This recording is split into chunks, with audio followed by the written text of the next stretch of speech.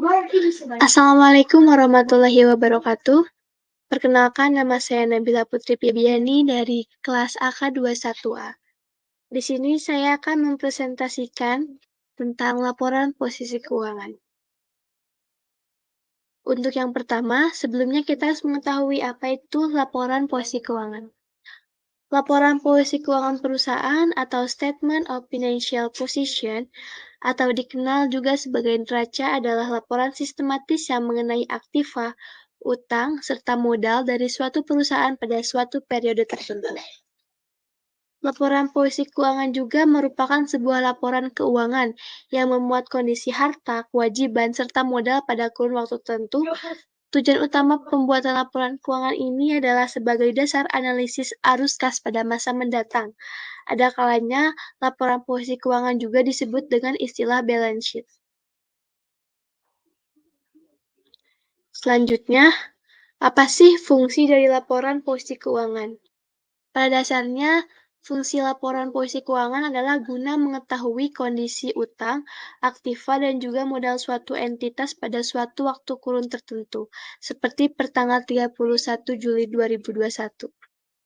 Dengan mengetahui kondisi unsur yang ada pada laporan neraca, maka nantinya akan menjadi pertimbangan bagi suatu entitas atau perusahaan dalam membuat suatu kebijakan strategis untuk operasinya.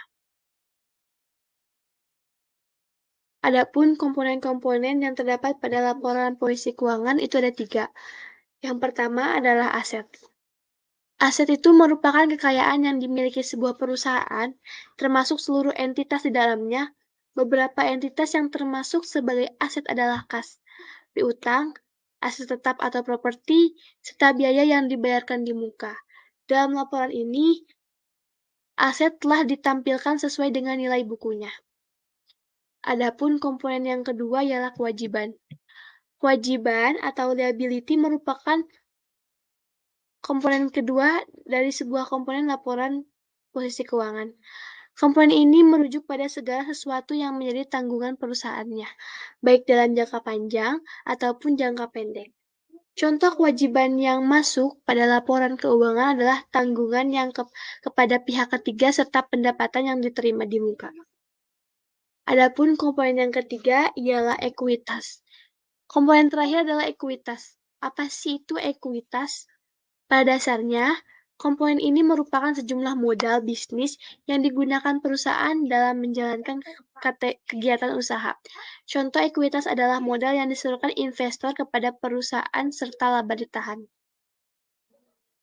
Adapun yang selanjutnya ialah format pada laporan posisi keuangan. Adapun format yang pertama ialah format Staffel. Dalam format Staffel, laporan posisi keuangan disajikan dalam bentuk vertikal. Di bagian teratas laporan adalah pos aset, yang kemudian diikuti dengan pos kewajiban, dan terakhir pos ekuitas di bagian paling bawah laporan. Dan yang kedua adalah format Scontro.